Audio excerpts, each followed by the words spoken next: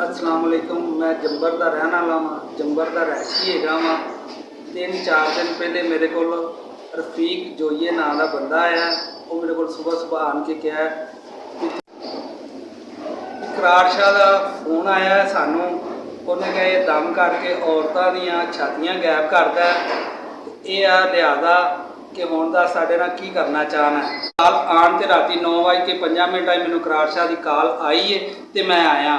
तो हुण ये कि लिहाजा साडे नाल मुकमका कर की देगा।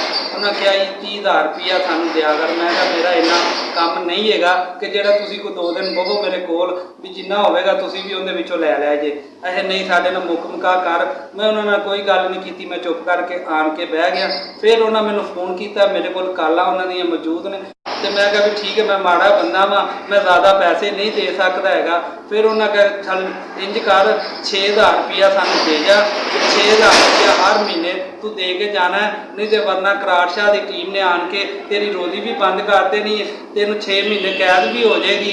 तो फिर असी नहीं बचा सकते जो तू कैमरे के सामने आ गया। मेरी करार भाई अगे जोड़े इंचार्ज ने उन्होंने अगे अपील है, DPO के अपील है, कसूर जोड़ा फूलनगर का SHO है कि लिहाजा ये तो मेरी जान छुड़ाई जाए। ये जोड़ा सहाफ़ी बनया रफीक जोईया, मैं अज इन्हों दूसरे दिन या महीने बाद इन्हों कितों पैसे देवां। अज इन्हों मैं 3,000 रुपया दे के गया, मैं सबूत के तौर पर इनदियां नकलां करवाइयां ने। यह मेरे को उनदियां नकलां ने जिहड़ियां इन्हां मेरे तो अज वसूल कीते ने।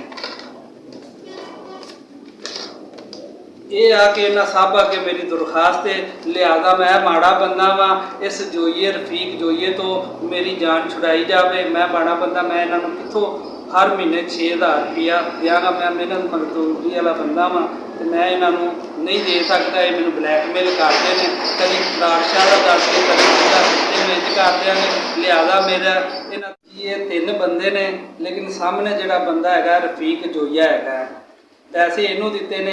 वो जोड़े 2 है मैं उन्होंने नहीं जानता है। तो मेरे को इन्हों मिनट दियाँ रफीक जोईए दी रिकॉर्डिंगां हैं ने, जो कहोगे मैं देने तैयार है। लिहाजा है कि मेरी इन्हें तो जान छुड़ाई जाए।